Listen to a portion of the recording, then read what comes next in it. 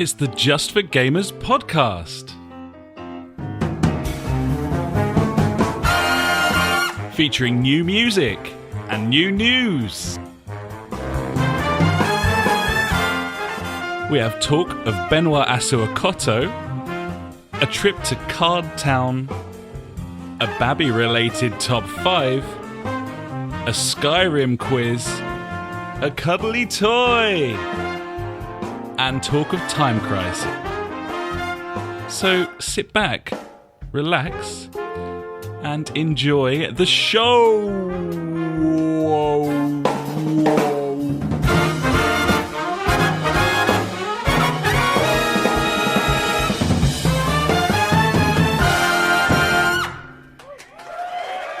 Hello and welcome to the JfG podcast. This is episode 48. My name is Alex, and I'm joined, as ever and somewhat surprisingly, by my good friend Ash. Hey, buddy. How you doing? And congratulations. Well, thank you, buddy. You know, it's been pretty hard these past few days. I'm a bit tired, I'm not going to lie. I could be asleep right now, but, you know, dedication to the cause, buddy. Well, I think, you know, you can take a sort of step back now and think to yourself, I have successfully created another human. Yeah. This is good work on my part. Team and I'm glad everything was cool, buddy. That's really good. Yeah, luckily everything went nice and smoothly, in and out within 24 hours. Everything's good. Yeah. Phrasing. I know, right? No, it was a new record for us. It was a proud moment. Stuff. Yeah. I was well prepared. Yeah. Like, this baby's pretty good. It sleeps and doesn't cry. Wow, so far, okay. I'm happy. I mean, obviously, I'm getting woken up every, 2 to 3 hours because it needs feeding. I mean... Baby 101. That's what happens with babies, I guess. And generally people. I mean, I wouldn't be happy if I didn't eat, would you? Not especially, no. I mean, I do far too much of it, if anything. But, that will happen. You know... Yeah, but yeah, baby stuff, whatever. Who cares about that? So, have you had the chance to do anything other than just be sort of vaguely on baby duty since we last spoke? Well, the whole plan of having the baby is so I get 2 weeks off and lie around and just play some single-player games. Because obviously, can't play multiplayer games with a headset on because that involves talking and shouting. But you know, especially with the PS4 controller now, being able to plug your headphones straight into it, best thing ever, by the way. It's nice. You just plug them in, put them on, away you go. I mean, if the baby wakes up, you feed it for 5 minutes and then you let it fall asleep on your chest and you're still playing games. I mean, it's a beautiful thing. So, Gibbons, buddy, we've got a babby-related top 5 coming at you this week as well. Fantastic, I love it. So you can share your wisdom, and we can see if we can find you some new things to try out as well. Okay, sounds good. I can't wait. Oh dear. But yeah, that's pretty much what I've been doing, tending to babies. What about you, buddy? You had some sort of birthday shenanigans, I'm guessing. I sure did, yeah. We recorded episode 47 a day early, didn't we? Because I was heading off down to some sort of quaint B&B. And that was great. Went down there, had a really good time. Went to a really posh restaurant for dinner, which was really weird. Because the thing that was really strange was that all of the staff there, like the waiters and everything, were really super posh. Like they were all uniformed up and... all sort of sir and madam and all of that stuff. But as posh as the place was, it wasn't that next tier up of posh where everyone gets sort of dressed up. And because it was a hotel, everyone who was staying there was dining in the restaurant, and they were all just rich old people who didn't give a fuck. Nice. So we were dressed quite nicely, and they were all wearing fucking stuff I wouldn't even wear around the house. And it was just really odd. Nice. It was just a really strange thing, but it was really good. I had salmon, and then I can't remember what Ellen had as her main. It was something mental, some moorhen or something like that. I don't know. It was just crazy sort of posh food, but it was really good. We actually it turned out they're a little bit drunk because we'd been sort of waddling around. We were planning on walking around town all day, and it was just like really cold. So like every time we went past a pub, we were like, "Oh, we should probably stop in." And before we knew it, we'd had like 4 pints, and we're going to a posh restaurant for dinner. So that's how you should go to posh places, buddy. Just a bit pissed. But it was good. Woke up there on my birthday and went to see Deadpool, which was class. Nice. Fucking proper funny film, and really enjoyed that. My trip to TGI's was curtailed somewhat by some fairly poorly parents. So we had to, so the TGI has not happened yet, buddy, but it's been postponed and will be happening in the coming weeks. You're damn straight, buddy. Can't be dealing with that. Not cool. Shit, no. Got to get down there. But substituted it for a quick meal at Frankie and Benny's near my house, which was shit. Nice. That's tradition. So good stuff there. Fuck you, Frankie and Benny's, on my birthday. And then, what else have I done? I went into London town yesterday to a gig. I went to the Kentish Town Forum to see Boy and Bear, who are a really, really good Australian folk band that I like. And that's me basically, buddy. I've been kind of gallivanting a fair old bit, kind of burnt through all my money, and now it's time to just sit in my house for a few weeks and consolidate things. So, nice, buddy. That sounds like a plan. I don't plan on doing much or going anywhere anytime soon, apart from dropping my kids off at school and coming back home.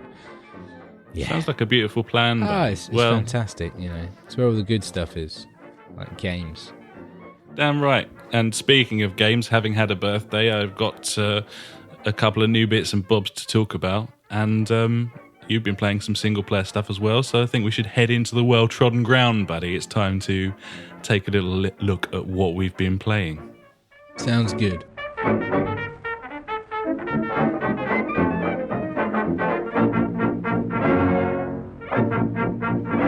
Do you want to kick things off, buddy?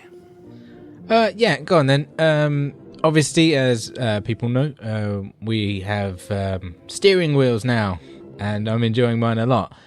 And my son seems to enjoy it a lot, but can't really get the gist of like Project Cars and like F1 at the moment, because, you know, they're like pretty much, they're simulations, they're dedicated, you know, you go on there and you race around the track and you're there to win. And he can't really get his head around that. He's like, why can't I just crash into all the walls? I'm like, because you lose. You know, that's not what racing's about. And he's like, but it's just about driving. I'm like, okay.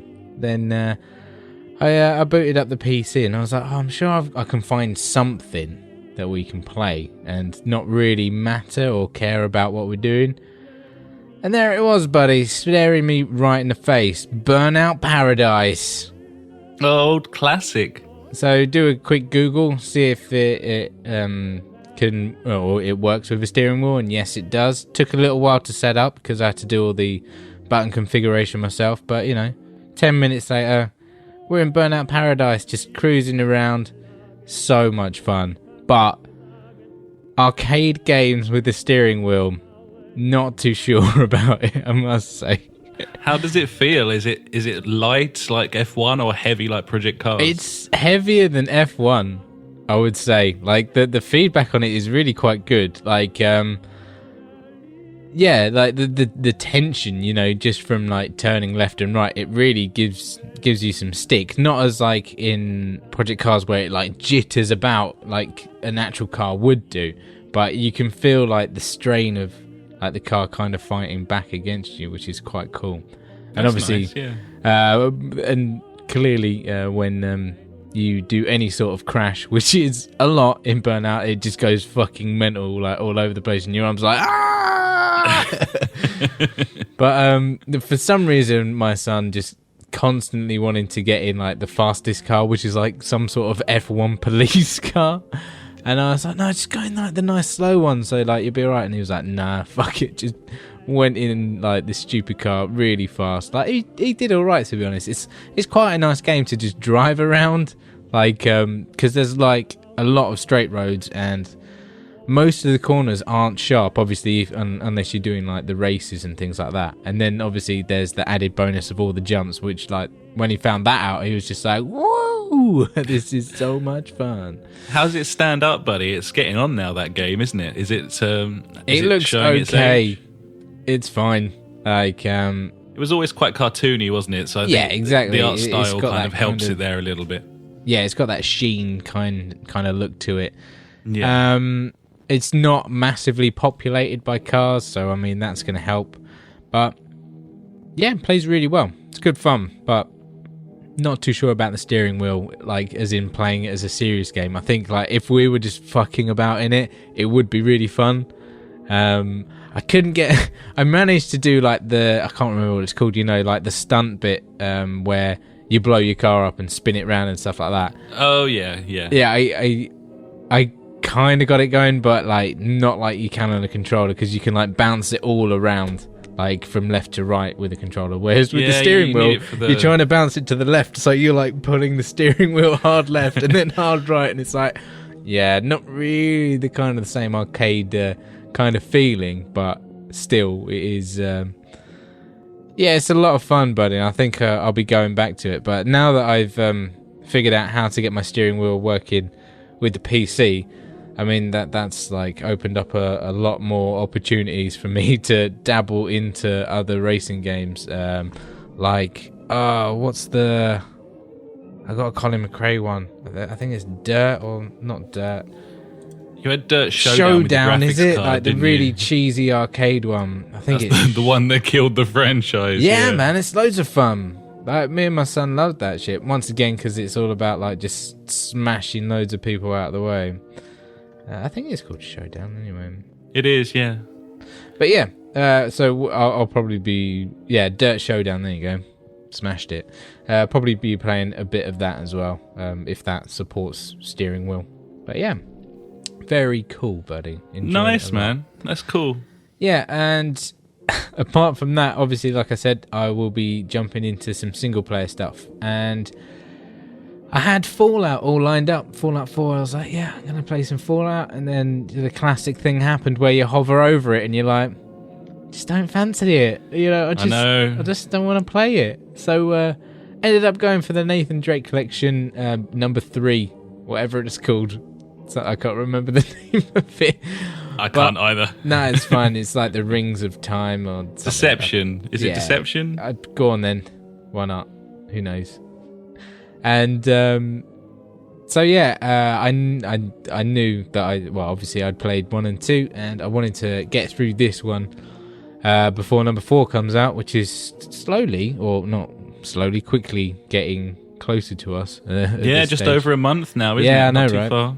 Very cool. Very excited. And I think this is about the 4th or 5th time I've started this game, and I'm like, for fuck's sake, I've got to do this scene again. And like, it's killing me a little bit, but I'm like, right, I'll just get through this, and then like I'll have all this new experience, and it's going to be fucking awesome, or mediocre. I don't know. I will judge it's it. London, isn't it, at the start where you're in the pub? London, and then when you're a kid, and I'm like, that was a bit annoying, actually, wasn't it? Yeah. And like I say, I've done it like at least 3 or 4 times, I reckon, because obviously I had it on the PS3, we've done it on PS Now, and it's just yeah. But I'm really looking forward to getting through that game and playing number 4. Really can't wait for it. It's going to be awesome. But I'm not going to bother with any of the collectibles or anything. If I can see them, I'll pick them up, but I'm not doing like a trophy hunting thing on this. I'm just get the story done and see what happens, which is cool. Then apart from that, I played quite a lot of The Division somehow on the last day, but we'll talk about that at the end, I guess. Cool. That's cool. I can't remember when we did that. I think we might have done it before last week's show. No, it was Sunday night. Oh, yeah, it was Sunday night. Because it was the beta, wasn't it? Yes, it was. We played loads of that. Yeah, for some reason, on the last day on Sunday, we booted it up and played it for like 5 hours. That's right, yeah. We basically did every mission in that beta. So. Probably not a good idea, but, you know. Maybe not. No. But yeah, buddy, that's me in my week of games, I would say. And obviously Friday night was game night, but nah. Sure was. Okay, well, I have played and finished The Order 1886, buddy. I played it over 2 or 3 nights. Yeah. So I have now played that game from start to finish. You don't sound so happy about it. It's such a strange one because it's clearly a bad game. Like, it's definitely a bad game. Yeah. In terms of, like, the gameplay, there isn't any gameplay, so it's a bad game. Like, there's just nothing. Every 30 seconds, it takes control away from you again. I particularly enjoyed Chapter 7, which was just a long cutscene in which I did nothing. And then it came up Chapter 8 as the next bit, and I finally had control again. When it does give you control through sections where you're, like, doing stealth killing or third-person sort of cover shooting, it's poor. Like, it isn't a good cover shooter as well. So even when it is a game, it's a bad game, but most of the time it isn't a game at all. And in fact, it shines brightest when you aren't playing it, when you're just looking at it. It's the best looking game I've ever played. Yeah. It's utterly astounding graphically. I don't know how they managed to get a PS4 to do that. No idea. It looks incredible. There's so many occasions, and to be honest, the game didn't feel short to me, but I think that was 2 reasons. One, I was going for the collectibles because they were really obvious and easy. Yeah. So I was looking in every nook and cranny. But the other thing, there were a couple of times when I just stopped in an area, and there was nothing to do there because there's nothing to do anywhere. The game is completely like linear. There's no interactivity. Yep. But I just found myself standing places and panning the camera around and just looking at fabric on seats and stuff like that. It was crazy. When, one of my favourite bits was up in the whatever it was, the Luftwaffe thingy, the Zeppelin. Oh, the Hindenburg type thing, yeah. That was really cool. I really that was a really nice place to look out of and things like that. It was cool. There was a moment, one of the missions, I don't know whether we need to worry about spoilers for this game. No Probably one cares not about this game anyway. There's a moment where I was about 3/4 of the way through when you're trying to infiltrate a shipping yard with the leader of the rebels. Yeah, and you're on the boat or whatever. Yeah, and you start off in this mine, and you sort of come out of this mine into the light. And there was a moment where I was pushing this minecart along, and I sort of blinked at it a few times and was like, "That looks like a video." Yeah. And for the first time ever, that's literally the first time, and I always knew this day would come, but for the first time ever, I was playing a game and I was struggling to tell the difference between graphics and real life. It looks that good in certain parts. It looks real, and it's not just how great the texturing is and the lenses and everything that they've used, the shaders and filters. It's the animation as well. Like the people, the mocapping is fucking insane. Like it's just real. It just looks real. The whole thing. And the story I quite enjoyed as well, even though I think a lot of the characters are pretty dumb, especially the person you play as. He's a fucking idiot. Like, just so much exposition because he's stupid. Like, the idea that he wouldn't have worked everything out after about an hour is insane. But, yeah, the bottom line, it's an absolutely beautiful disaster as far as I can tell. It's not a good game at all. In fact, it's a bad game, and it probably doesn't really deserve a sequel because of how pathetic the gameplay is, but I would like there to be another one. Because I know, right? I'm in the same boat. If they could get the gameplay to some sort of semblance of like competent, then it could be a fantastic franchise because all the building blocks are there. But yeah, it's poor. It's just just poor. Like, did it like develop as the game went on? You know how like I did it over like a 2 or 3 week period on the podcast where like that first week I just absolutely slated this game. It was just I spoke about all the terrible things that were happening, how slow it was, how the shooting mechanics were just diabolical and everything. And then by the end of it, I was like, actually, like, I kind of enjoyed my time with it, but you know, I've already spoken about the shitness. I think to an extent that kind of happened. The first couple of hours, I think after I got to about 2 hours, I realised that I was definitely going to play it till the end, and that wouldn't really be that much of a slog. Like, I was happy to play it to the end after that point. But I don't think what I thought of it changed across the playing time. I think it just does the same thing all the way through. I think I was slightly endeared to some of the characters about halfway through, and that kind of made me want to keep playing. And I thought it was really when they introduced that Lord Lucan character, I think that improved the story tenfold. He was so much more of an intricate character than pretty much everyone else was just kind of fucking two-dimensional. But to be honest, it was quite an enjoyable playthrough. I think, as you said, if I'd paid full price for that, then holy shit, I'd have been so angry. Yeah, totally. And it's mediocre. It deserved the mediocre scores that it got. What I will say is, if you can pick this game up for somewhere around £10, I think it's probably worth playing through just to look at it. Like, it is genuinely that nice to look at that I think it's probably worth playing through as a budget release. Definitely, I'd go along with that. No problem. And I think we pretty much agree. Like, I think I'm probably still a little bit more down on it than you are, but at the same time, I can totally see where you were coming from. It is what it is. And thanks very much for sending it down so I could have a go, buddy. No problem, buddy. I'm glad you kind of enjoyed it. Yeah, it was cool. Yeah, I just sort of got halfway through it and I was like, I could be playing like Nathan Drake right now. And I'm totally.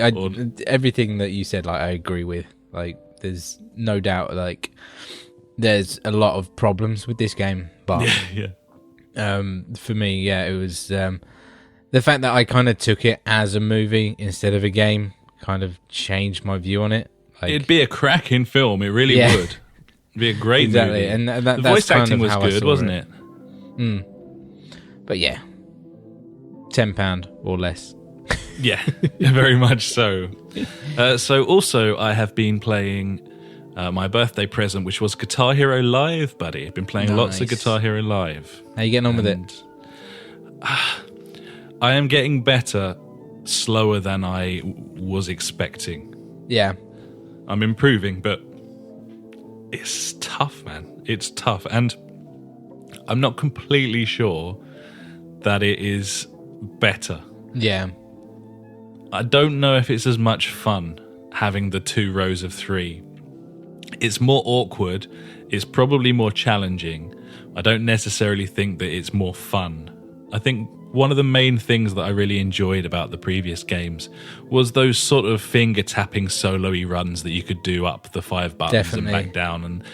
And to remove that completely and replace it with what is, for the most part, a lot of kind of just awkward chords where you've got to kind of you just got to be concentrating so hard. You can never go into like autopilot.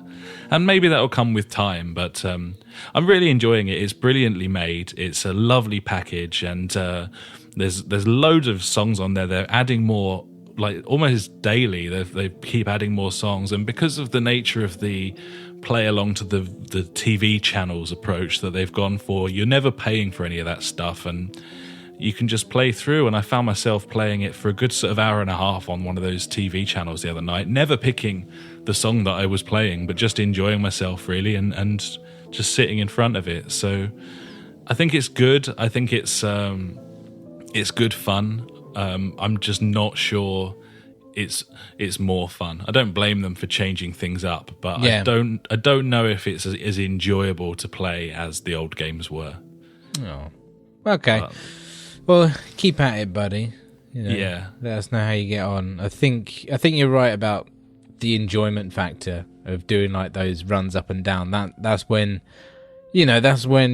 that game got interesting and good. I mean, it was good doing like the chords and like the quick changes of the different chords, just with like the 5 buttons up and down. But it was those solo aspects of it that really made that game come alive. And like, if that's not there in this one, like, I don't know. I mean, I don't know where the fun is. It just feels more limited because it's only the 3 notes. Yeah. or the 3 strings, but it isn't really, because it's actually an extra button to the old ones. Yeah, true. It's just, you're going like horizontally instead of vertically. It's just awkward, but I'm glad that I haven't got like insanely good at it. I mean, I'm playing on the top difficulty and hitting over 90% on almost every song. So it's not like I'm like miserable at it or anything. I'm doing well and coming sort of top 3 on the leaderboard each time. But on the old games, I was hitting like 97, 98% on expert. Yeah, exactly.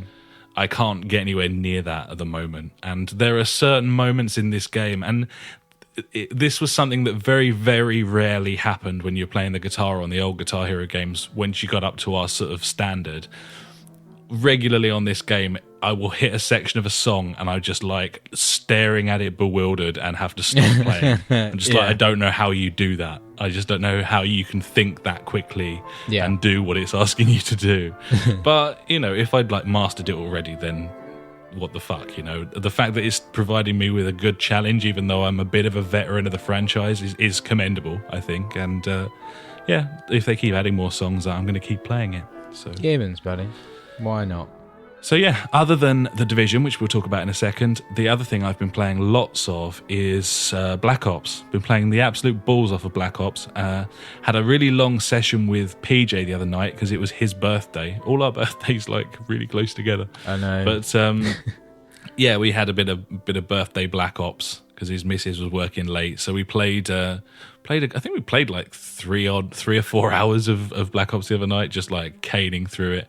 Nice. Really fun. And that's such a good shooter, you know. It really is. Especially now that we can play Exodus or whatever it is. Yeah, we've played Exodus a couple of times, and I've kind of got to a sort of vaguely competent level now. My kill death ratio overall is 1.01. So nice, buddy. I'm essentially breaking even on that game, which is fine. Like I would have took that certainly a couple of months ago.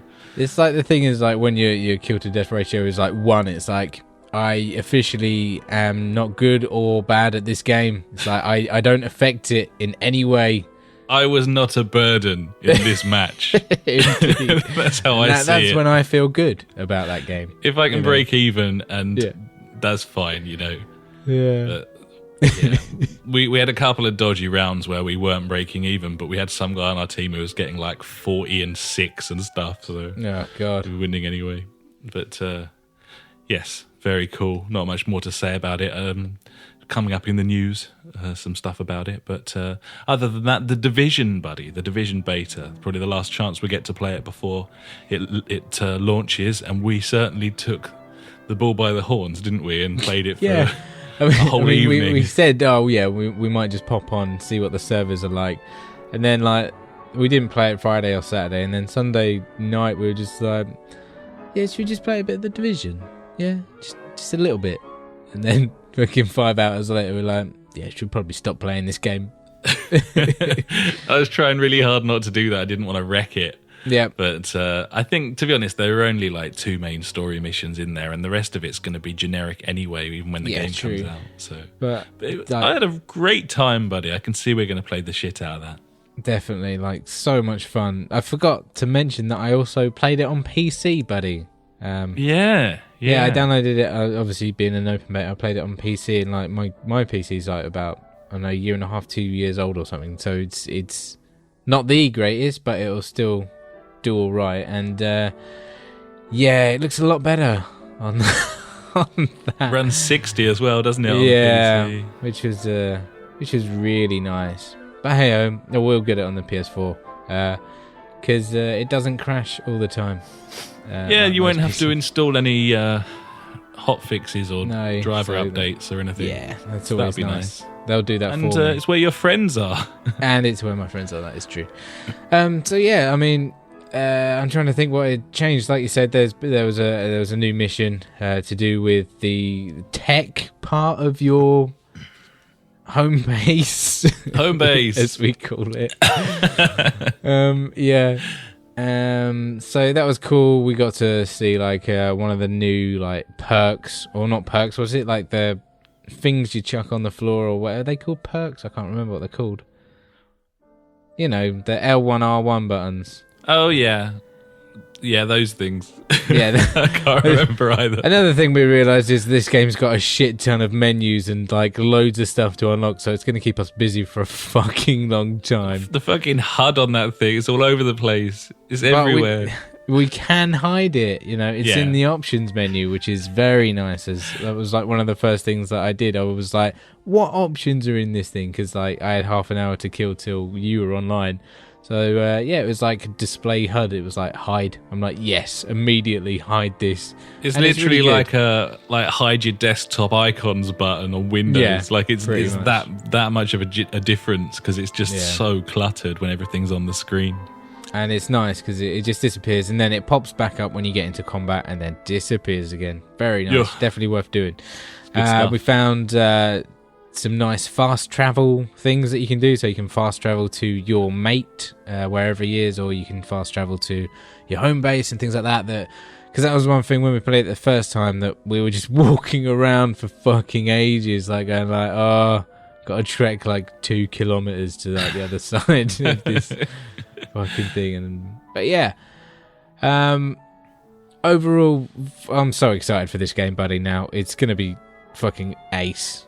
No questions. It's gonna be so much totally fun. And it is what it is. I think the systems that they've put in place should keep us interested. It's different. I mean, Destiny took a lot of criticism for its story, because its story was absolute like ball bag. Yeah.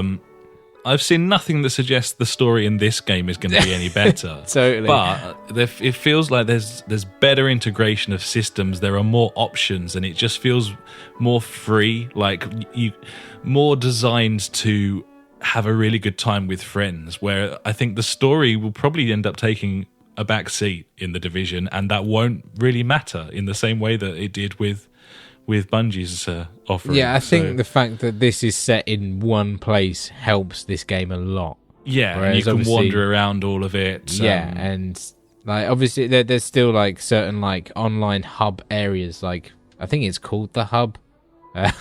That first location where you spawned in, there's like all obviously random people online walking about talking to vendors. There's also like a matchmaking like tent now. I don't remember seeing that before, so you could just join randoms and go out into New York and bust it open, I guess. So there's that like similarity to Destiny, where there's communal areas, and then when you get into certain areas, it shuts it off, and you're only with your party.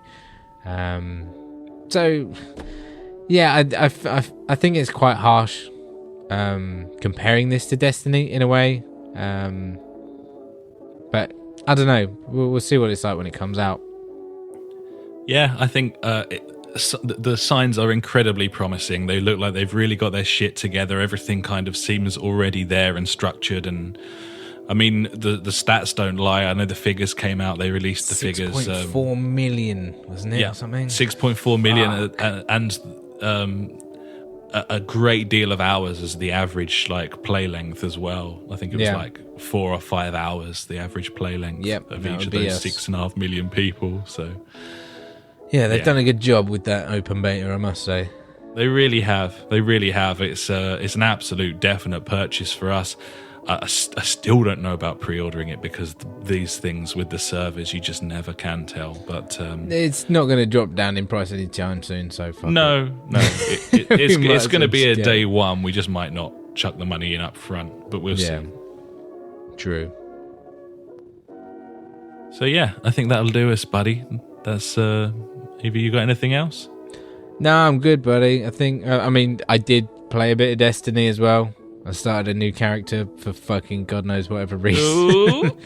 Yeah, I'm like level 4 now, big dick player, you know. Oh God, yeah. I know. I'm investigating to see if that storyline is any good or not. I can't remember. But I don't think I'll be playing much of that anyway.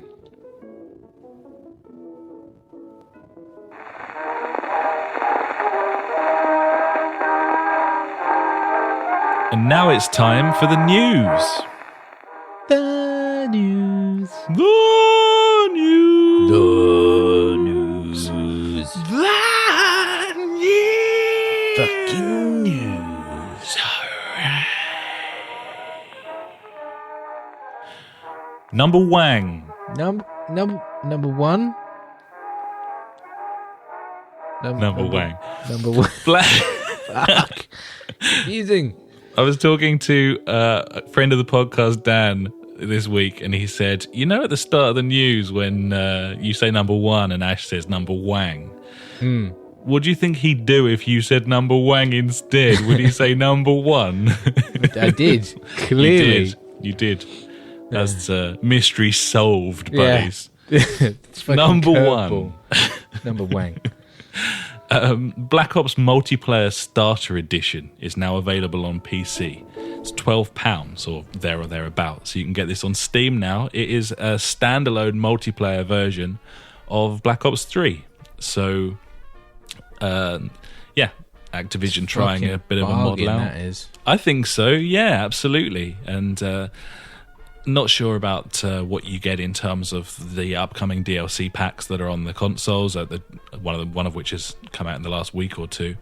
But I would say I was just waxing lyrical about that game, so I'm obviously going to tell you that a £12 version of that game is a bit of a bargain. Definitely. You can choose to upgrade it after you've forked out that money, so you're not really losing anything. It's just an opportunity to dip a toe in. For some people, I'd imagine that would be enough. They wouldn't even need to spend any more money. But if it was an option on console, then I'd quite happily just get that, because one, I couldn't give a shit about zombies, and two, I mean, story mode, I'm good. I mean, it's all about the multiplayer on COD. I mean, that was back in, was it Modern Warfare 1 or 2, where like literally you just pressed a button and it was like, what do you want to do, single player or multiplayer? And it was just like, multiplayer, bosh, in you go. No messing about. And now we've played the story mode and played zombies, we know how worthless the story mode is, and we know that zombies isn't really for us. So it's not our thing, that anyway. But absolute bargain, a really good deal. And I mean, it's always interesting when you see publishers trying out sort of new pricing models and that sort of thing, but that to me sounds like a pretty good deal for the consumer. So definitely. So there we go. So we move on to number 2, which is a story about The Division. This will be bundled in with various GeForce cards when the Division launches, which isn't particularly strange, but I thought I'd mention it anyway. So the Division will come free with any new GeForce GTX 970 card or higher. So I could do nice. One of them. You know, I mean, that'd be nice. If you're if anyone's got a spare one going, you know, I'll pop it to Ash. There you go. What do those go for these days? Top end graphics cards? What, 350 still? 400? 500-600, I reckon. I mean, I was looking the other day, and like, there's ones obviously that are like ridiculous money that have got like 12 gig of like RAM in them. Crucial. I mean, that's going to run for quite a while, but I think that was about $5,000. So depends what you want, buddy. You get what you pay for, really. So, but yeah, like you can get some ridiculously good ones for like £400-500 easy. Yeah, 970 is fast becoming like it's kind of the current top end card, the GTX 970. Yeah, it's the go-to. And so that's cool. Nice little perk for people who are looking to upgrade their computer or build a new one. The only other thing about The Division is that the DLC packs for The Division are Xbox One timed exclusives, but only for 30 days. So I can live with that. I think everyone can, so that's fine. So yeah, there you go. So we move on to Firewatch, buddy. Firewatch has been patched. Did you hear about this? Yeah. It really needed a patch. It has been patched, and it now performs better than before. That's as far as I'm willing to go. It still doesn't run how I think it should run, but it's certainly better. It wasn't hard to improve it, frankly. But Yeah. It runs... I mean, it wasn't fucking like stop frame. Like it was playable. I had some sub 10 frame shit happen during that playthrough, buddy. Like, it was poor. It was really poor. Yeah, most of the time it ticked over quite nicely around 30, but yeah, no, I had some really nasty sort of stuttering and stuff, especially transitions between animations, like dropping down off of ledges or heading through thick bush, for example. Nice. But yeah, I mean... Hopefully that's not the end of it, because I would say that's a good start. But yeah, they needed to do something quick. They did, and they have, and that's good. So there we go. Cool. Next, this is a rumor that's kind of been that's sort of re-emerged. I can't remember when it was that this was rumored originally. I think it was sort of October last year. But there was a rumor going around that there'd be a BioShock remastered collection coming out. Yeah, I remember that.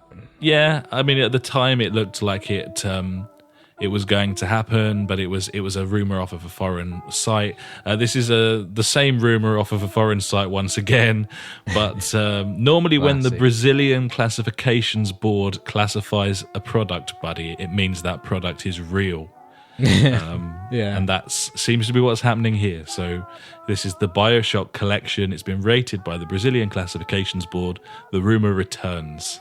Would you buy a BioShock collection, buddy? Would you buy that? No. You wouldn't? No. I might. I might. I've got all 3 of them on Steam. Yeah. I've got all 3 of them on Steam as well, but I haven't got a PC. Yeah, well, even if I didn't have a PC, with all 3 of them, I don't think I'd buy them again. No, well, that's kind of fair enough. I can't remember, was it just BioShock 2 that had multiplayer? I'm sure... Yes.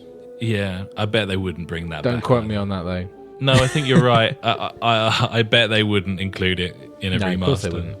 That would be like it was like the Uncharted collection. That hasn't got multiplayer on it either, has it? No, it's just all the single player content. Well, either way, interesting. Interesting that people are still doing like remasters. No, seriously. Hopefully, there'll be a kind of E3 would be a nice sort of full stop on all of the remastering business. I mean, we're 2 years into the new gen. Like, I mean, like. When the 360 and the PS3 came out, did we have like an influx of like old Xbox and like PS2 games? I can't remember. We didn't. But I don't know why it's such a thing to play like these games that, I don't know, in my eyes aren't that old. I don't know. Yeah.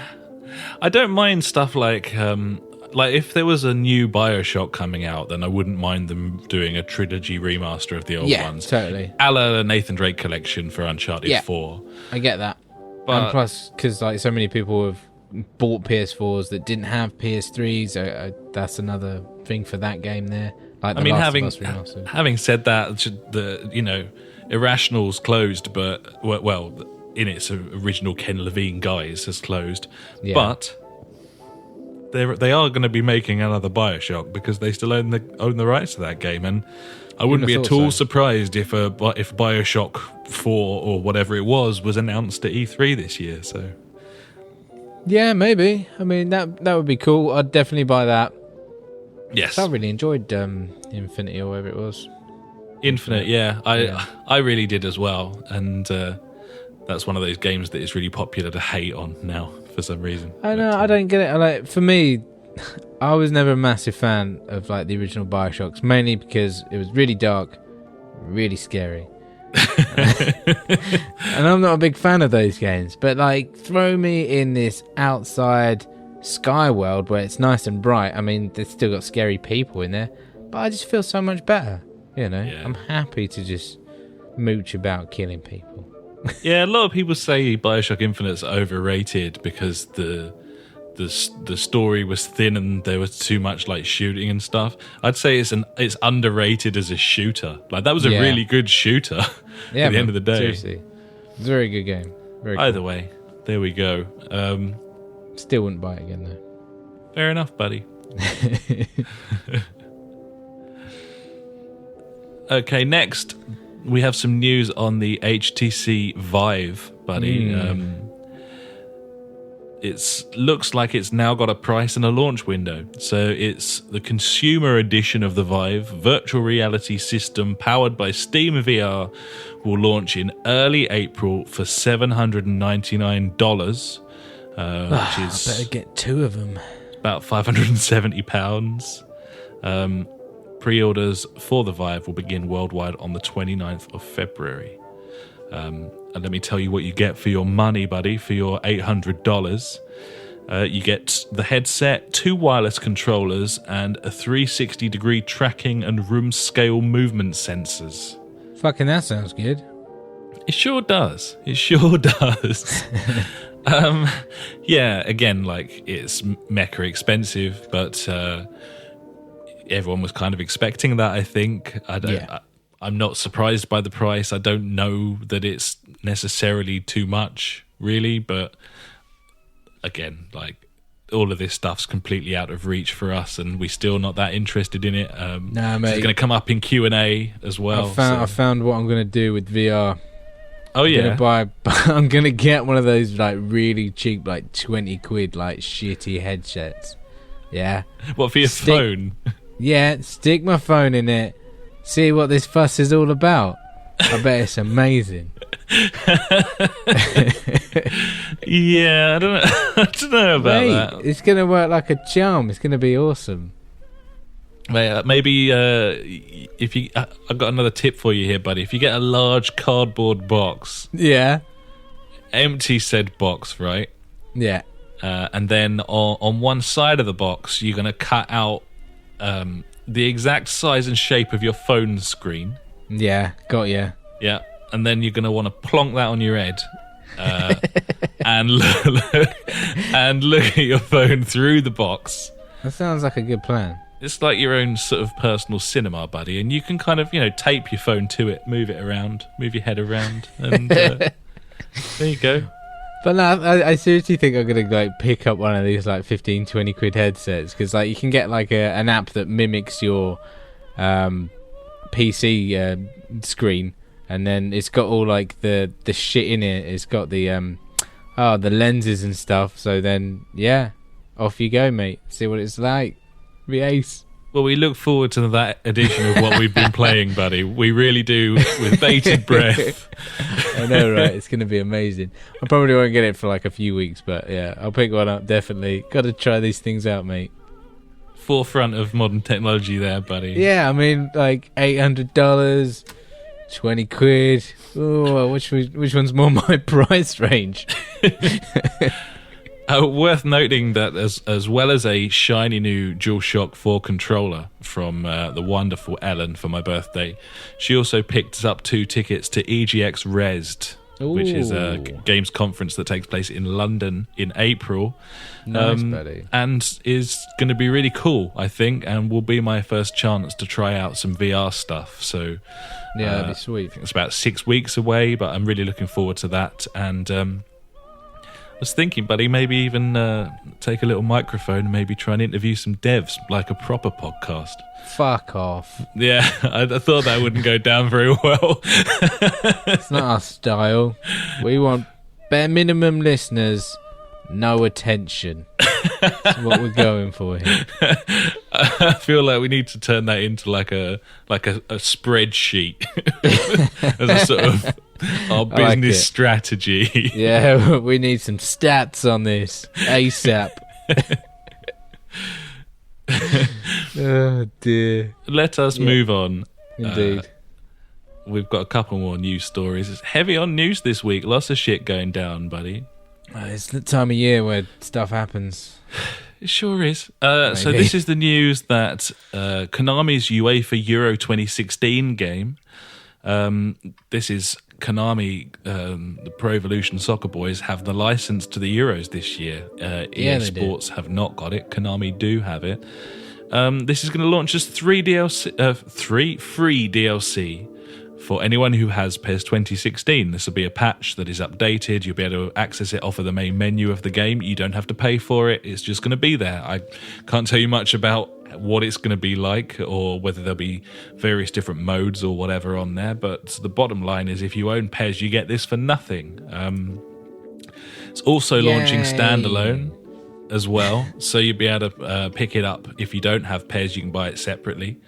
I think they'll probably be bundling a version of PES that's kind of like the UEFA Euro edition as well, so that it comes with a bit of everything. But so this is coming out current and last gen consoles, and it goes live on March 24th. If you own PES, you don't have to do anything. It will just update and give you that game mode. There was slight controversy because there's 24 teams in the competition. Only 15 of them will be licensed, and a lot of people were kind of taking the piss out of Konami for that, going, "Oh, classic PES," But it did make me remember the last Euros game, buddy, which was FIFA Euro 2012, which a good friend of ours, Pete, had on the 360. And that game only had about half the licensed teams, and that game didn't have the licenses for Poland and the Ukraine, which was where the competition was being held. I know, host nations. What the fuck? And it didn't have the licenses for the host nations, so this is nothing new. Mental. This isn't PES being tarded. This is just par for the course, I think. It's just the difficulty of licensing in this sort of state of affairs. So weird, but either way, shaping up to be a nice little update, and hopefully it'll be cool. We'll talk about it when it comes out. Yeah, we'll probably play a bit of that. Why not? And do you reckon it's going to be available? Like the teams will be available in the online bit? I don't know. We never play internationals, do we? Yeah, I've no idea really. I mean, I think that it'll just... I don't know if all of the teams that are in the Euros are already on PES. I wouldn't have thought so. So maybe it'll just add the extra teams and update their kits.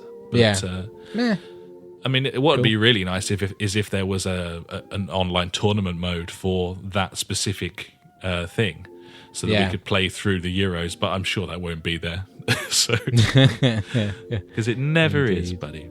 No. So finally in the news this week, more beta talk, buddy. This is Hitman. It's getting another beta. This time it is going to be available to anyone who has PS Plus. So that's us. If you're a PlayStation gamer with PS Plus, then on the 4th of March you will be able to download the Hitman semi-open beta and play through some more of that game. We played that this week as well, didn't we? Yeah, I couldn't remember when I'd played that. I only dipped a toe in. I played it for about half an hour. It was underwhelmed. Fine. Yeah, I was like, this is okay. This is fine. I like the fact that we can still play it now, like offline. Yeah, I don't know if that was a mistake or what, but the beta it remains playable in offline mode. Yeah. Even though it's ended. So really it was more a demo than a beta, if you ask me. But don't know. Either way, I'll probably tuck into it again because I play stuff when people give it to me for free. So yeah, it's so true. But yeah, I found it quite underwhelming, to be honest. Yeah, it's fine. Does what it does. But yeah, once again, I'll mimic what you say. It wasn't that great. I don't know. It was okay. It obviously holds your hand to get you through the first bit, and then it's like, do what you want. It's like, wow, okay, so many options. Looks okay, plays okay. It's just Hitman. It's like playing Hitman 2. Yeah, it's totally. Just like, yeah, sure, cool. Yeah, not bad though. It's fine. So there we go. That's the news.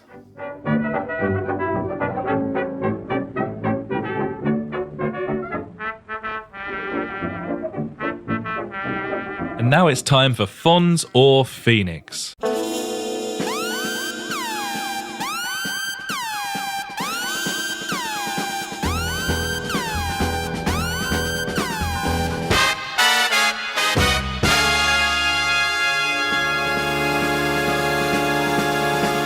So what have we got this week, buddy? Fonz, Phoenix, up, down, in, out, roundabout.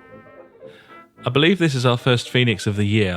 I'm not certain of that, but I'm pretty sure. I've been started off so well. Yeah. So this is a very selfish Phoenix on my part, just because this is something I wanted to play and it's been delayed. This is the news this week that I'm going to call it what we call it. Here we go. This is the news that former Spurs left-back Benoit Asuakoto Racing has been delayed for 2 months. Is now coming out in June rather than when it was coming out, which was the end of March, start of April, I believe. That sucks balls because I wanted to play it. It's probably not a Phoenix because preferably the game release is working, and if they needed 2 more months, then fine. But no, it is a Phoenix, buddy, because I wanted to play it and now I can't. So yeah, we should probably just say what the actual game is as well. This is Assetto Corsa Racing. If you don't know who Benoit Asuakoto is, probably just put a quick Google in. You know, it's a more memorable name. Yeah. Yeah. This is an upcoming sim racer. It's been out on PC for a couple of years in early access and then finally launching proper. It's coming out on Xbox One and PlayStation 4, and we have wheels, so obviously we were really looking forward to playing it, and now we're not going to get it till the summer, which is shit. So yeah. So Phoenix, buddy. Selfish Phoenix. Yeah, true. It's my podcast. do I want? It's my body. Classic.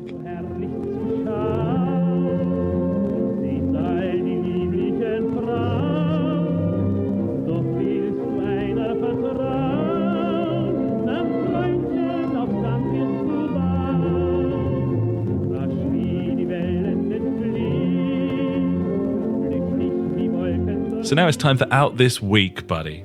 And as is tradition, at the nearing the end of the month, we have the Games with Gold and PS Plus lineups to tuck into this time round. Are you excited?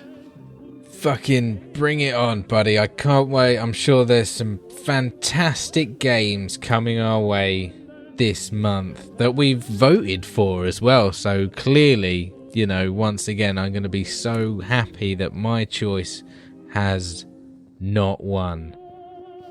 You are indeed correct, sir. Your choice of Action Henk did not win because, as we knew from the moment that the 3 titles were announced, Broforce was going to win, and Broforce won. I think the final vote, it got like 48% of the overall vote. Of course it did. Brilliant. Love that game. Everyone knew that it was going to win, so it completely pointless, the voting system in that respect. Yep. But either way, I'm still interested in playing it, and Action Henk will have a 30% discount for PS Plus members when it comes out on the same day as the PS Plus games. So if you are PS4, then you will get Broforce and Galaxy Z. I'm really excited about Galaxy Z. I've heard great things about it. I'm into my arcaders at the moment, and you look at the way I got into Velocity 2X, that's right up my alley. Very cool. Really looking forward to playing. Do we know if it's got co-op? I don't know. Galaxy. I do not know. You keep talking. You're welcome to look it up while I read out the rest of them. We've got, on the PS3, you will be getting Super Stardust and The Last Guy. And for PS Vita, 2 games here as well. So 6 on PS Plus this month. We have Flame Over and Reality Fighters. So it's I think that's pretty strong for PS4. I think it's pretty sort of mediocre for PS3 and PS Vita, but it's got to that stage with the older platforms now, and you know, obviously they don't give a shit about the Vita, but PS3, it's kind of like take what you can get at this point. They've kind of stopped giving you sort of marquee games, which is very different to Xbox because they have the backwards compatibility thing, so they're trying to give sort of AAA titles for the 360 games at the moment. But yes, so there you go. That's PS Plus. Xbox Games with Gold. We have Sherlock Holmes Crimes and Punishment on the Xbox One, and Supreme Commander 2 on the 360. Those are both out at the start of the month. And then halfway through the month, you'll get the far more impressive, Lords of the Fallen on Xbox One and Borderlands on Xbox 360, and Borderlands will be backwards compatible on Xbox One. So that's very nice. So you can get stuck in on that. What news on Galaxy, buddy? Any joy? Fuck, I don't know, mate. No idea.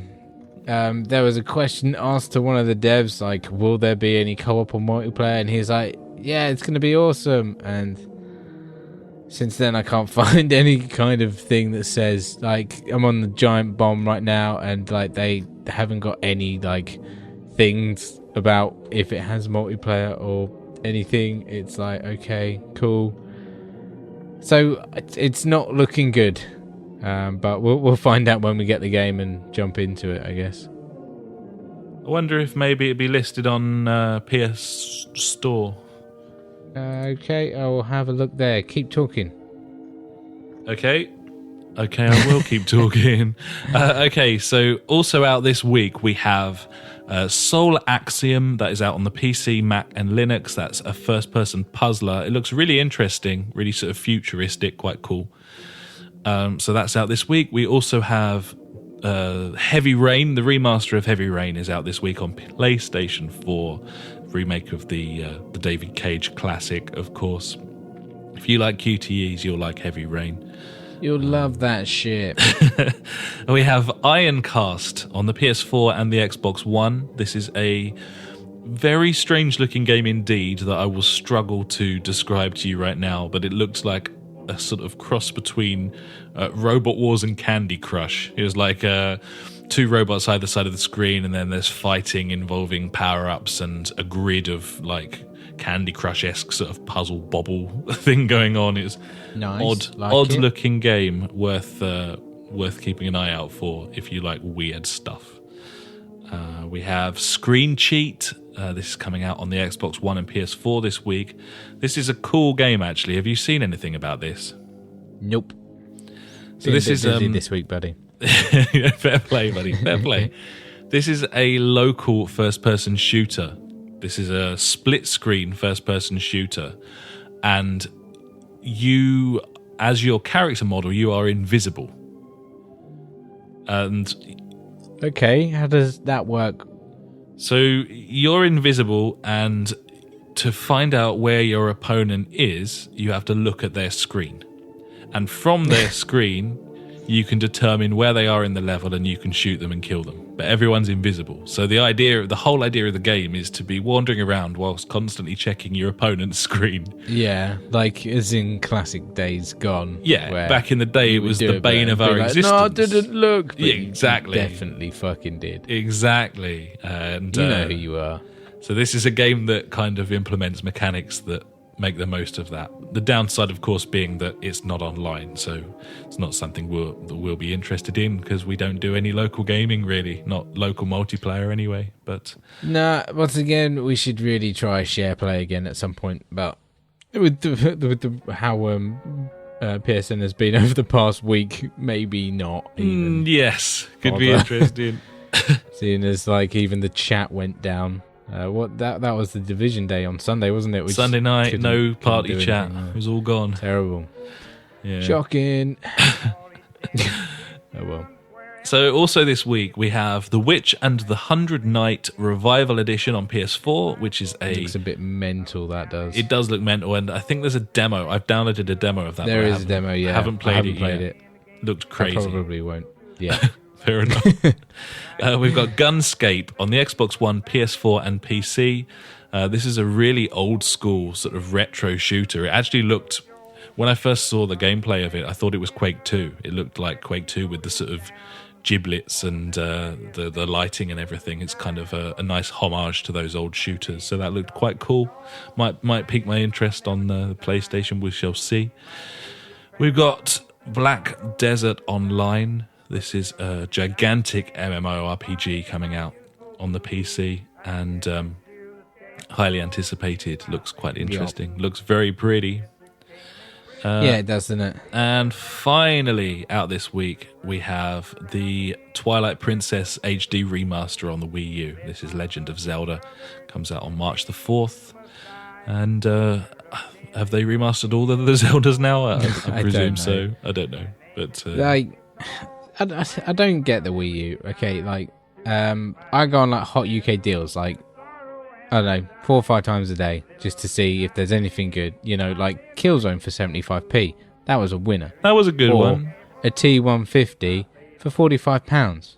That was a good one as well. I think they'd be a top 2 there. They're probably the top 2. Whenever like anything to do with the Wii goes on there, like get a Wii with like a couple of games for like 200 quid, it goes fucking bananas. I'm like, why? I wouldn't give you fucking £20 for a Wii U. It's fucking stupid. I am not with you there. I would like a Wii U. I wouldn't pay. I wouldn't pay £200 I just want the NX for now. one. It's like I'm not getting that. Yeah. That is like the shit on the shoe, buddy. I want like the cream of the crop. The NX. If the Wii U was down to like 120 quid and the games were like 15 quid a pop, then I might take the plunge. Like, no. Because, that's not a lot. That's not a great deal of money. And there's loads of games I'd like to play on there. And I've never had Nintendo. Yeah, don't get this one. Let's wait for the NX. I've heard bad things. We will wait for the NX, shall we?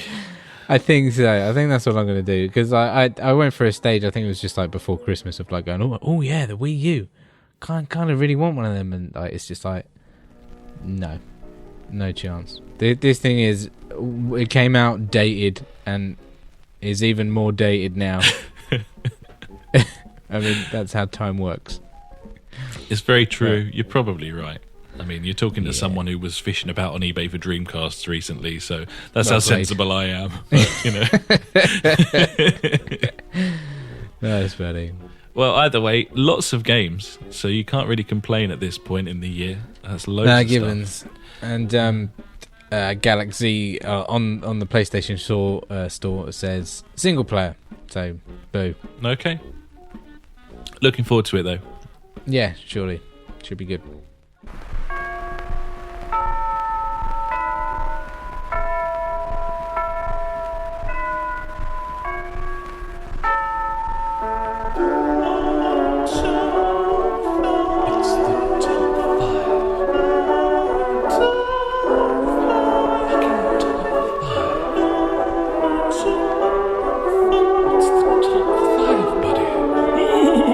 Just for Gamers Top 5. So now it's time for the JfG Top 5, buddy. And this is a topical Top 5 this week. Easy for me to say. This is the top 5 games to play with a babby asleep on you. Nice. The variables, as someone who doesn't have a babby, I've never had a babby asleep on me. And you won't catch me with a babby asleep on me either. But I thought the important factors to think about and to consider for this topic, offline preferably, because otherwise you might leave someone sort of hanging about waiting for you. Definitely. A game that doesn't need pausing would be ideal, or at least isn't where you certain games that you can't pause. You don't want like any Destiny. of that shit. Yeah. You don't want the story to be too investing and too intricate because, it's probably going to be stop-start and you don't want to really be in a situation where you need to get stuck into something and you can't. Yeah. Maybe if the game is quiet, that could be a good thing. Although, as you say, with your headphones, you're away. A soothing soundtrack, perhaps, buddy? Oh, yeah, could be good. Work. Yeah. Could be good. Yeah. And so with that in mind, I made a little list. I'd like you to look over it now and... Ooh. Is there anything you'd like to replace? Anything that you can think of that I haven't got in there? I think you're the man, number really. one can't really work because it's a PC game. Can you not? You can't be at a desk with a babby. Is that not going to be? That's not going to cut it. It's not going to be as easy as lying there with a babby asleep on your chest, and then you have both arms free. So PC games are out, buddy. Unless obviously you're using a controller, which most people don't when playing PC games. And certainly not on a strategy game. No, not on a strategy game. So unfortunately, SimCity, buddy, would not be on my top 5 list. Number 2 is fine. Number 3, yep, that's fine. I haven't played number 4 or 5, but I reckon they could probably fit in. I can see where you're going with them. I thought I'd pick a couple that you haven't played because, maybe you'll be looking for some cheap software to have a go at while you've got a baby asleep. I mean, like, the main thing is, like you said, single player, offline. You might need to pause it, and it can pause. Like, they're the main things you're looking at. Now, one of my favourites from, I think, when my daughter was born was Skyrim, buddy.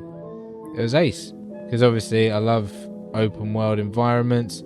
So my number one will be big old fucking RPGs, because I mean, you could be lying there for hours. You need to get lost somewhere, and that really worked for me. It was good. Nice. Well, that's our number one then, buddy. We'll chuck that straight in there. I like number two, Minecraft. That's a cracking game. Just once again, lose yourself in it for hours.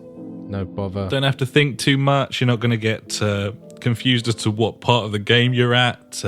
True. Often you don't need to pause it at all, but you can do straight away. Everything's savable really easily. And if you're kind of just sort of vegging out with a babby asleep on you, buddy, then maybe you can kind of almost enter a sort of dreamlike state where you start building strange structures and who knows. I like that. Number three, A Kingdom for Keflings. Bringing it back, I guess. Yeah, I like it. I went old school. Kingdom for Keflings. The music is perfect for Babby. You literally just waste time. Yeah.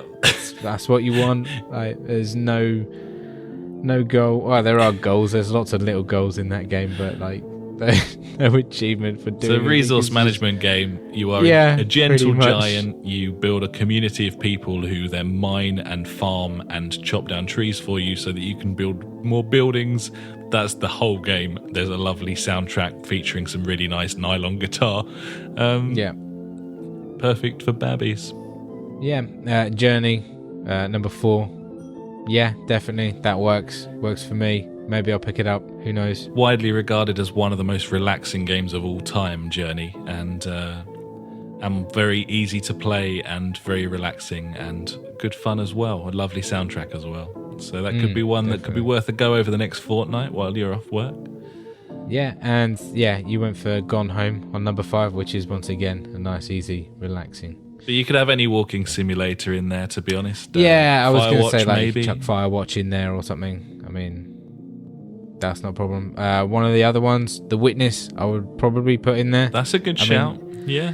Maybe not on the later stages where you have to start writing stuff down or taking photos, but like that early part where you're just walking around and finding different puzzles. Yeah, man, no problem. But nice. They're the type of games that really work for having kids or babies sleeping on you so you can't move or make noise. Okay, well, I think I put in a decent, solid effort there, and you've steered me in the right direction as well. So this is our top 5 games to play with a babby asleep on you. Number 1, Skyrim. Number 2, Minecraft. Number 3, A Kingdom for Keflings. Number 4, Journey. And number 5, Gone Home. Yeah. I'd say, like, the only thing with the bottom 2 is maybe, like, the game length. Like, you're going to be there for, like, days. Like, obviously not in one sitting, but you might want to find a game like I said, like with Skyrim, where you could just jump in and keep going, and going and going and going and going. That makes sense. I can see that. Definitely, buddy. Good work there, buddy. A lot of honourable mention to that 3DS game. What's the one with Tom Nook? Animal Crossing. Yeah. A lot of people, I did a little bit of research online, and a lot of people were saying Animal Crossing is their go-to babby asleep on me game. Nice. I love that. So a little honourable mention there. But yeah, there we go.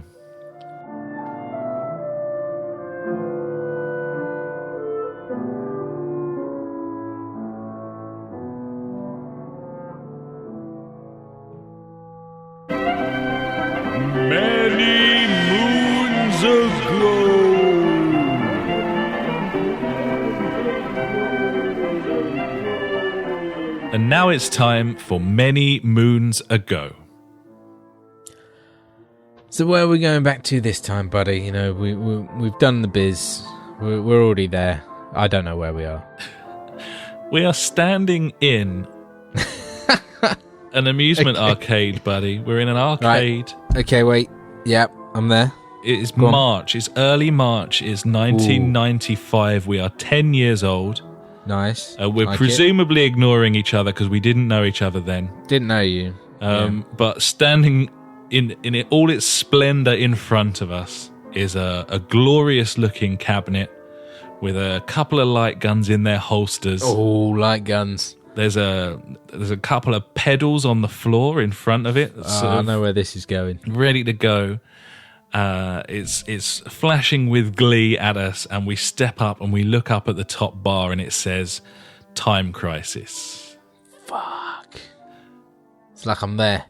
This is 1st of March 1995, which saw the release of Time Crisis in the arcades, buddy. And I think anyone who is our sort of age and is a fan of video games has played the shit out of this game and probably spent a fair old whack on it as well. Yeah, and all of its sequels. I wouldn't want to think how much I spent on it.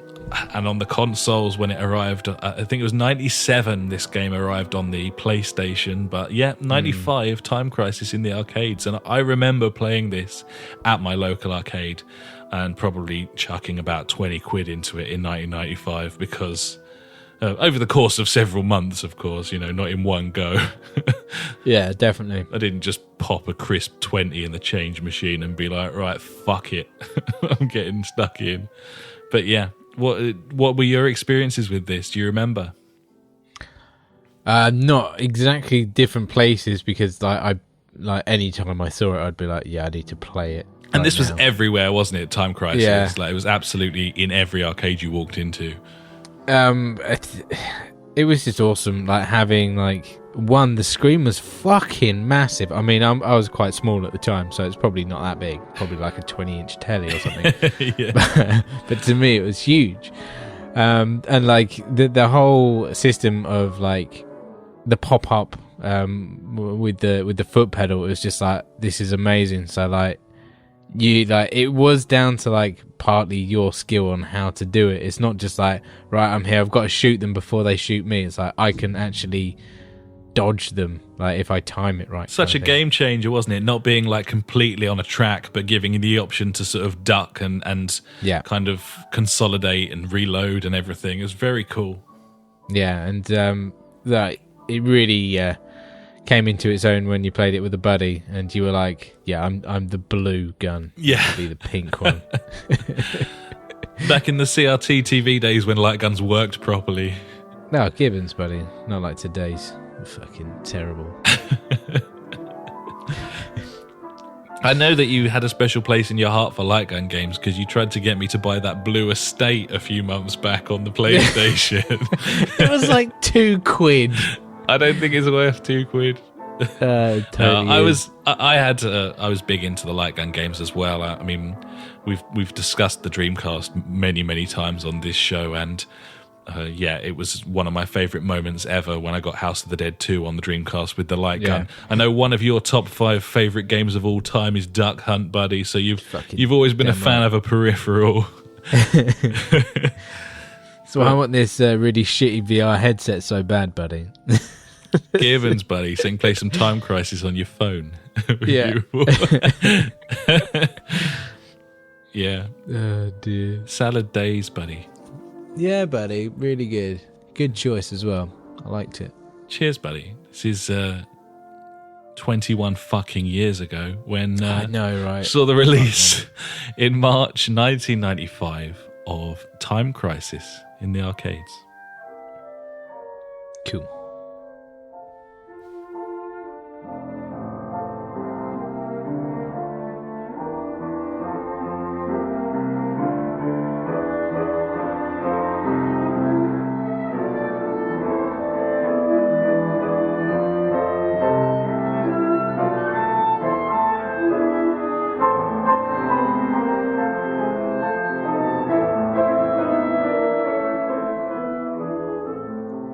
And now it's time for the JfG quiz. Shit. I'm not looking forward to this after last week. So after last week's quiz, I listened back and I was like, the fucking first 2 digits on Agent 47's barcode. Are you having a giraffe? Like, but actually listening back, buddy, like the Street Fighter one is common knowledge. I just hadn't seen it. And you threw me a bone with the Persia one as well. So I don't think you were too out of line there. And it was clear that you were kind of struggling for ideas at the time as well. And you were just like, what the fuck? Shit, I need a quiz. So I don't think I've been too hard on you here, but some of these are quite tough. But this is a game that I think you've bought 3 times. Yeah, at least twice. That's why I'm worried about it. So I think that you're familiar enough that you're going to be taking this in your stride. This is Alex's Skyrim quiz. Oh dear, I'm going to fail miserably. Are you ready, buddy? Yeah, can I just go and play some Skyrim for a bit first and then come back? It's been like a good while since I played this game, so yeah, it's fine. Number 1.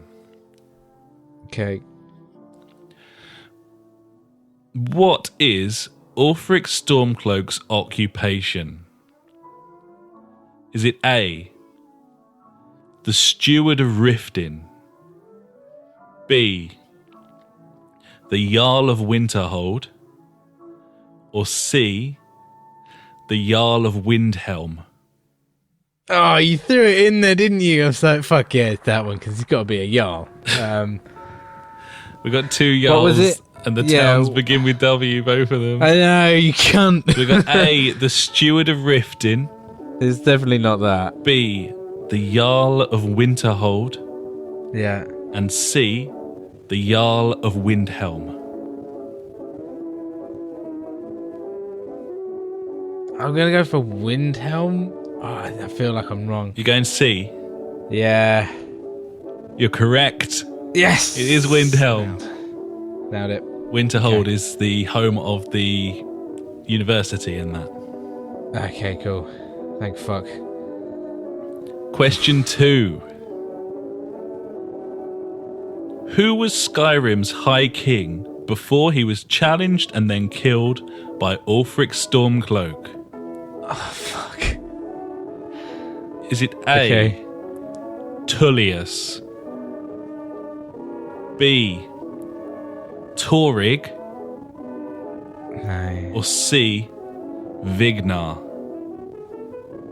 I want to say A. Wasn't it Talos? No.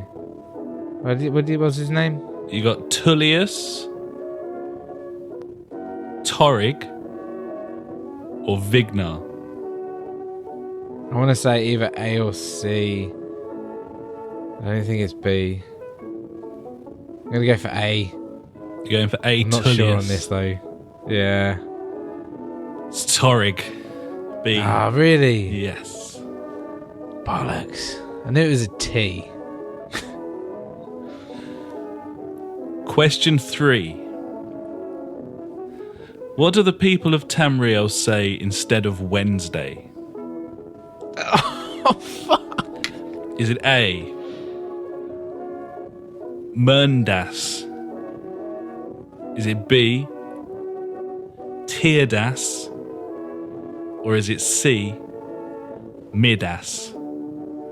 I would say mid-ass, because it's like middle of the week. I don't know. You're going with Midas? Yeah. You are correct. Yes, nailed it. What a guess. Oh, God. I'm not going to lie. This question's either going to be very easy because you remember it, or very hard. I'm going to go for B. Question 4. Am I right? Which Nordic city was destroyed by the Snow Elves during the Night of Tears? God. Sure thing, buddy. Would you like me to repeat the question? No, it will make no difference. Is it A, Sarthal, B, Ansilvund, or C, Forelhost? None of them ring a bell. So B. You're going for B and Sylvand. No. Going for A. You're going for A. Sarthal. I don't know. Yeah, fine. That's right. Yes! That's what you get for second guessing. You're guessing. This one for 4 out of 5, buddy, which would be an impressive score. Go on Question 5. Beneath which city would you find the Ragged Flagon, the Ratways, and the centre of operations for Skyrim's Thieves Guild? I think it's Riften. Is it A, Whiterun? Nope. B, Riften? Or C, Thalcreath? Going for B, Riften, I think. You're right. Yeah. You are I love right. the Thieves Guild. Big fan. 4 out of 5, buddy. You know your Skyrim. Yeah, I did okay. I didn't know a the couple of fucking guesses. king either. I had to look it up. So I can't. I don't know. I don't know where I got Talos from. I think that was something to do with Skyrim. I don't know. But yeah. But yeah, 4 out of 5, buddy. Do you think those questions were fair enough? I think so. They were okay. I mean, I feel good that I knew some of them. Yeah, that was a solid yeah. effort. I threw in the mid-ass one as a sort of sweetener. That was Yeah, that was the nice. equivalent of I your liked Prince that. of Persia question. Yeah. Thank you very much. You're welcome. That was a good one, buddy. Well You know I love played. Skyrim. Well played, buddy. Cool. Looking forward to that new Elder Scrolls. Yeah, that's announced in a E3. few months, yeah? Yeah. Yeah, man. That'd be good.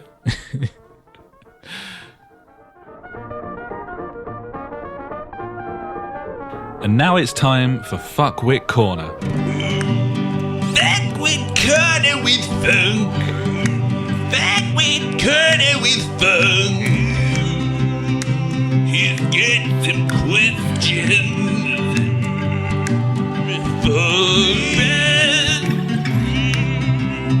Funk.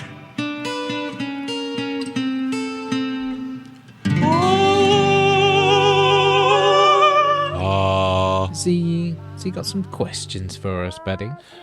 More of some tales and some opinion asking and that sort of thing, buddy. So we are about to enter Card Town. Are you ready to enter? Okay, yeah. I'm there. Okay. We're now in Card Town, buddy. Funk says, I've been getting a hankering for some Gwent again. Ah, nice. Worth noting that I still have Funk's copy of The Witcher 3. You still have his Witcher? I've still got his Witcher, so nice. he So can't play Gwent. That's a big old fuck you. I'll send that back down, Funk. I'm sorry about that. He says, I looked for an app, and there only seems to be poo imitations and nothing by the game designers themselves. It seems silly to me that they wouldn't try to cash in on such a popular little game. Not a question, just my 2 pennies worth.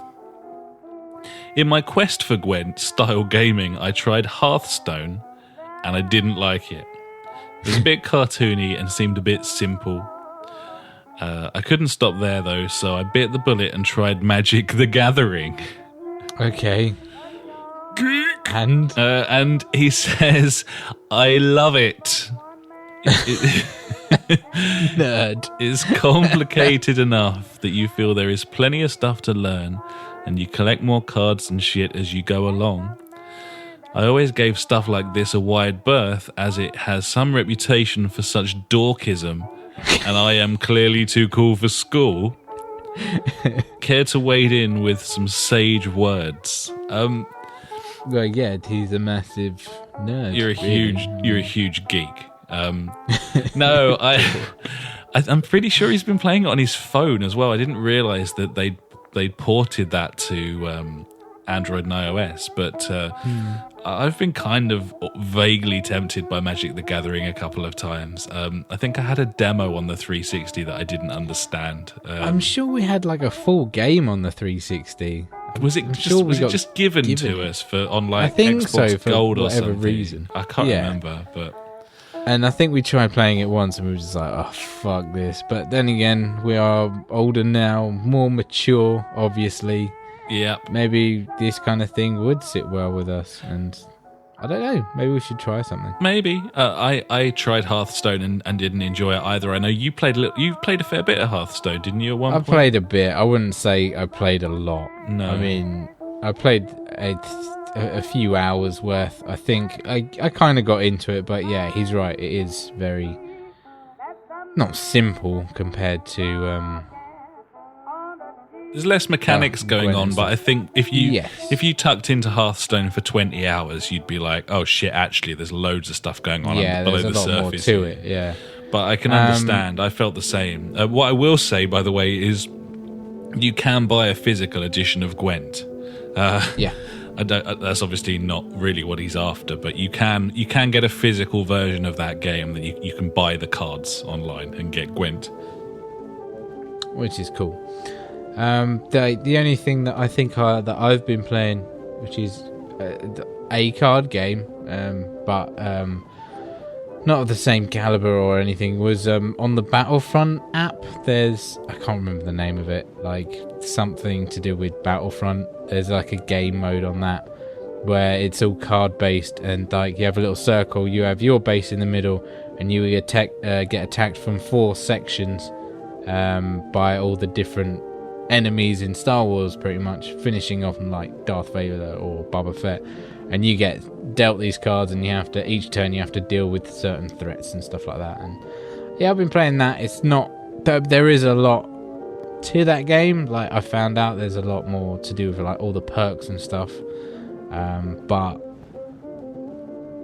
I wouldn't say it's on a level of Gwent. But one cool mechanic in it is like it links to your actual playing of Battlefront. So the better you do in Battlefront, the better cards you get from the app itself. That's really nice, actually. That's really cool. Yeah, it's a nice little tie-in. So like I unlocked like I think when we were playing it ages ago, we upgraded our grenade, so it was like a quicker cooldown. And within the app itself, like my grenade card got upgraded as well, which was very nice, which was cool. That is cool. Oh, nice. Yeah, okay. Yeah, I'm no expert on card games. I think if I was going to try and get into one, then Magic the Gathering would be the one, because I feel like it's kind of there's a lot going on there. I just didn't enjoy Hearthstone at all, and I've tried to watch some people playing Hearthstone on YouTube videos as well, just to try and kind of, I thought maybe if I watch a couple of Hearthstone videos I'll start to sort of get it kind of thing, but I enjoyed watching it even less than I enjoyed playing it, so not really for me. But yeah, no, that's cool if you found that. But yes, I will send The Witcher back, Funk, so that you can get stuck into Gwent again. Nice, buddy.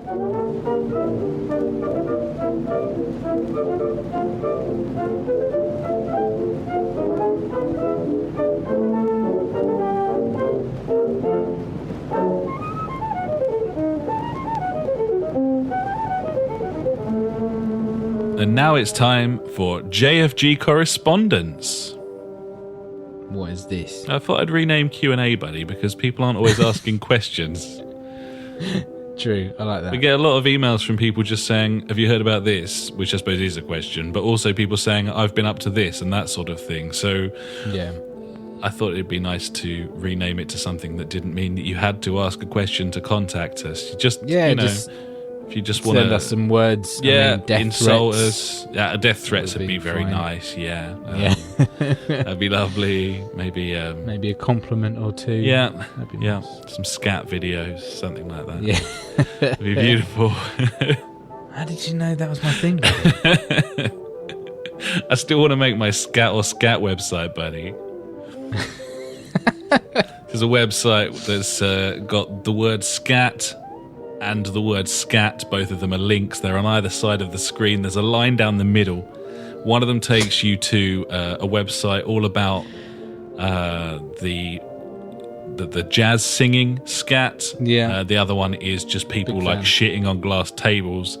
and which one of the scats is which one changes daily, so you never really know which. It's a 50-50 chance. You never know which one you're clicking on. Either way, I'll be knocking one out.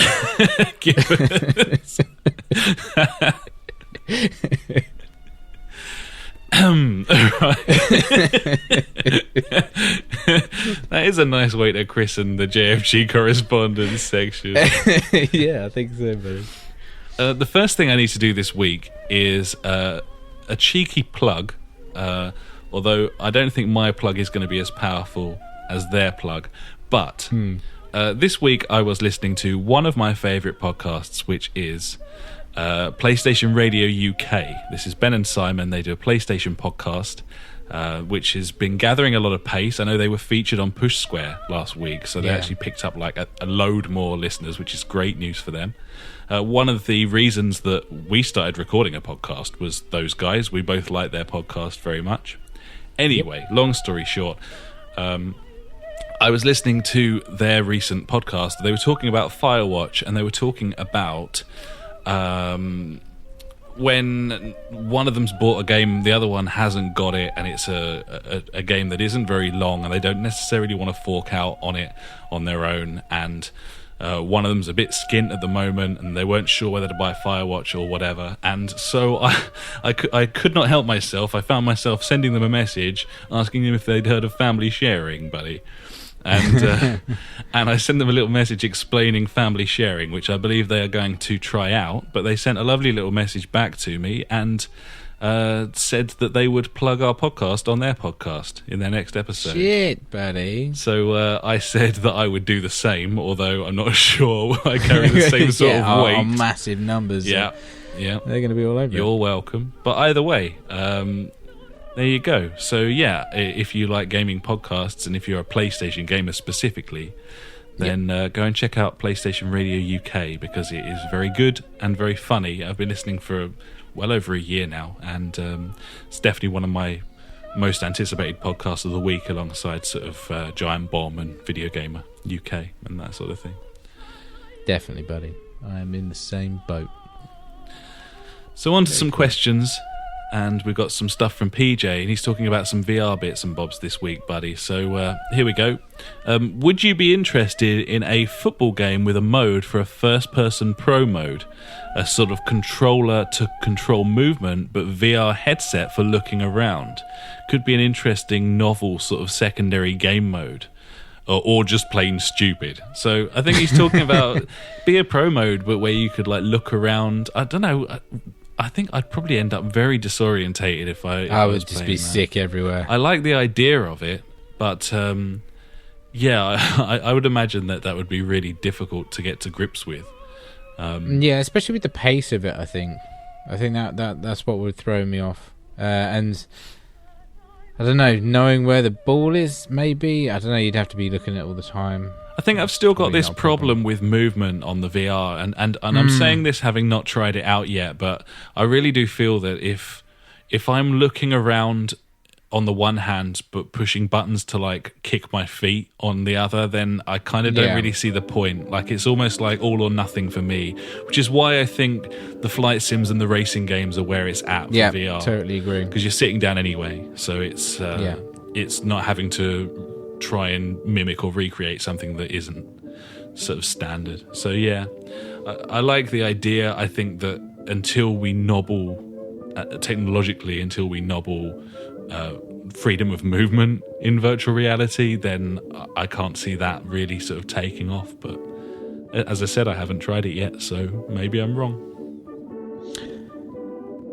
Yeah, I mean, you pretty much said it. It's like, I think this kind of idea of you being a person like in a sports environment or something like that, unless it's like something like snooker, I don't know, might that be could work, yeah. A bit far-fetched to get that feeling of actually being there. I don't know.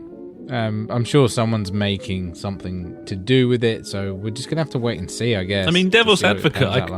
I could play devil's advocate here and say, surely, freedom of movement of your head You know, we're playing games. We're used to playing games with a controller, which couldn't be further from actually like bodily movement. And then, you know, surely moving our heads around with our heads has to be better, has to be more immersive, even if we are still using a controller for movement. But yeah, true. I mean, like, look at Minecraft. Like loads of people kind of play that in VR now, and that's a very simple move around look.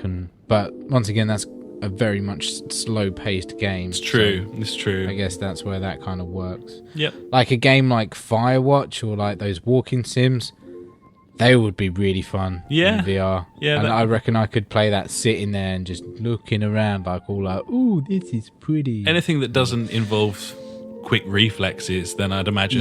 Yeah, that could Whiplash. PJ also says, on the VR topic, although I don't think you're interested in VR, what type of game or imagining might pique your interest? Maybe a whodunit detective game, something like that. He said, I tried a bungee jump on Oculus Rift and it was shite. Okay. Nice. That's, I suppose that's such extreme movement, a bungee jump. That'd be a weird place to take it first time round, wouldn't it? Like, the idea of chucking yourself off a cliff and it's trying to recreate, like, for a start, you're upside down and probably feeling G's. So I can't imagine that would go down very well with a headset and standing in a room or whatever. No, I couldn't imagine. I don't know, unless you got loads of fans on you. Yeah. Maybe. Yeah. There was that, like, peripheral for PC, I think, where it was, like, loads of little fans that you put on, like, your desk. And, like, it blows air at you. Just need that full body suit, buddy. Yeah, the full body suit, yeah, with the groin attachment. Yeah, I need that shit. But yeah, I think we kind of answered this in the last bit, didn't we? For me, it's the thing I'm most excited about is racing games because that's kind of my genre that I like the most. But also space sims and anything that you're normally sort of sitting down in is kind of it. That's kind of I think it more than piques my interest, but I still kind of see it as a peripheral. I think until it gets to the stage where it feels like it is required for the experience, I'm just not going to be jumping in at the price points we've been discussing. No, I know what you're saying. Like, a couple of the games that I saw, like I think it was just on YouTube, was that were really bad. Was like a plane crash thing. So you're in the seat and then the plane's crashing around you, and then you have to jump out of it or something. I was like, yeah, I guess it kind of gives you that feeling, obviously, being in that environment. The other was the 9/11 simulator. Fucking hell. Okay. Yeah, I was like, this is a bit wrong. I mean, this is always going to happen when a technology is in its infancy, is you're just going to be like, people... Not everyone knows how to... People don't know how to make use of it. They don't know what to do with it. So you get the wackiest and weirdest things. But yeah, it's stupidest things. Yeah. But like, the thing that I kind of really want to see is kind of like the augmented reality style of like how Microsoft did Minecraft, where it like pops out of a table. But in virtual reality, obviously, the table's already there. And like it's like a Civ game or something. And like... you can actually just like be standing next to a table and you can like move shit around like with your hands, like so it would be like, it'd pretty much be like Warhammer.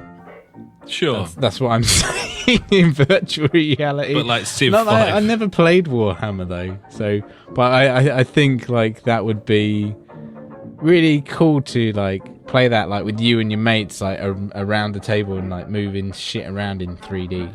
I don't know. And as Michael Strong gave us that link to the tabletop simulator a while ago, something like that, but with VR, that could be something really special, couldn't it? Yeah, I can kind of see that. Yeah, but that's the kind of thing that in my head I've had for about, I don't know, like a year or something. Kind of thinking like, if I did a strategy game, I think this is how I would do it, which would be really cool. I like that. I think the bottom line, as I said before, is I'm going to head up to Rezzed and try out some VR stuff. And then I'll be able to have a far more proper opinion on things, a far more informed opinion on all of that. And I'll stuff. get my 20 quid headset. And yep. fucking. Then hopefully, like in the autumn, we can get down to Birmingham and have head toward EGX proper and. I think so. I think that's what we're gonna have to try and do. Cool. And meet the fans, buddy. Yeah, totally. Yeah. I mean, I'm sure we'll have loads by then. Get our own booth. Yeah. Yep. Sounds great. Maybe we'll get some like stickers made and just like put it on stuff. Yeah. Sounds like a plan. Get those suck a dick stickers made, buddy. Suck a dick. Put them on everything. Yeah, I like it. Finally, this week, also from PJ, he says, there seems to be a massive missed opportunity in second screen stuff. The PlayStation app and Vita make a big deal about it, but it's pretty lame from what I've seen. I'm sure that we could come up with a load of ideas for how it could be used, but developers seem to avoid it. Can't be bothered or too hard to implement. That's kind of... I'd be swaying towards more the too hard to implement factor. I don't know, not like coding wise, because I'm sure they're really clever and they could do that like a piece of piss. But how to actually make it worth you taking your eyes off one screen to look at another and then go back to it. Like a lot of people said, like Fallout had its map was a really good way of like, you know, looking at like your tablet or whatever next to you and be like, there's one, well, I can see the map, and then look back at your screen. But I don't know, I can't really see any good use of it in like most games. I mean, I'm trying to think, like racing games, it could display the stats, but then again, they're already on the screen.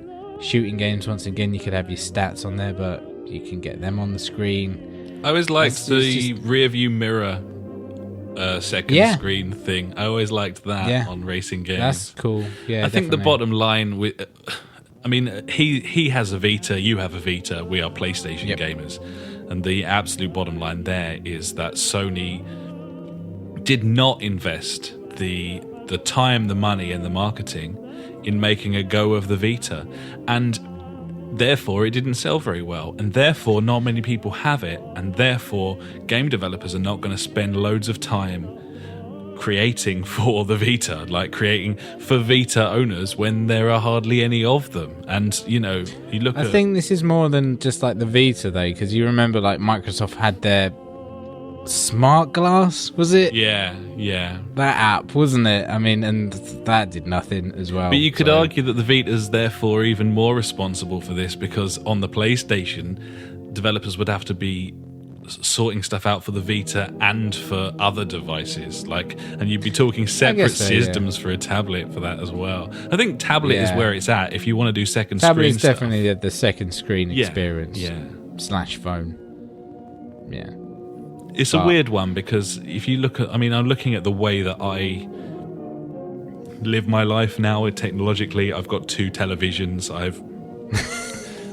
But even when I didn't have 2 televisions, I'm regularly playing a game on one thing, and I've got like a TV show going on another. Everyone just kind of splits their time these days. You know, you've got people watching television every night, and they're tweeting, and they're, you know, or they're on social media, or they're doing this, they're doing that. That's kind of the way things are going. So it's kind of odd that gaming hasn't really followed suit, to be honest. It's a bit strange. I guess so, but a lot of these games try and do it within the game, like with like online updates and features, and like they've all got, I mean, not Twitter integration, but I mean, like the PlayStation and Xbox have got those features built into them, kind of thing. And it's worth noting Xbox, as well, I think you can split the screen. Yeah, it can do like picture-in-picture type stuff, can't it? Yeah. I think the bottom line with games as well is that there is no more demanding a media than video games. Like, they really do require all of your attention if you're playing them, whereas if you're watching television, pretty much, you can kind of look away and just get the gist, and not, because TV and you won't anyway. die. So true. Yeah, I just think I think things would be different for PlayStation, at least, if Sony had pushed the Vita like I think they should have done. Yeah, it's a fantastic system, and it could have kickstarted things in that regard, and you know, that's how things progress, but it hasn't been the case. Gibbons. So yeah.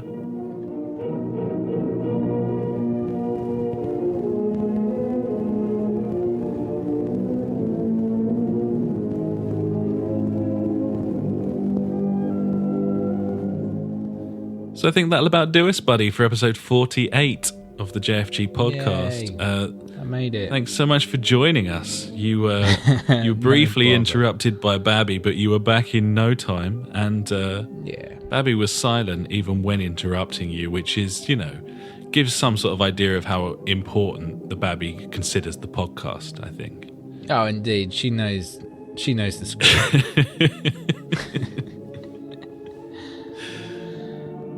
But yeah, it went quite smooth, buddy. Not bad at all. So, now we've done this, we're only one episode away from episode 50, so we're going to have to think of something good to do then. Probably call it a day, I reckon. Yes, game over.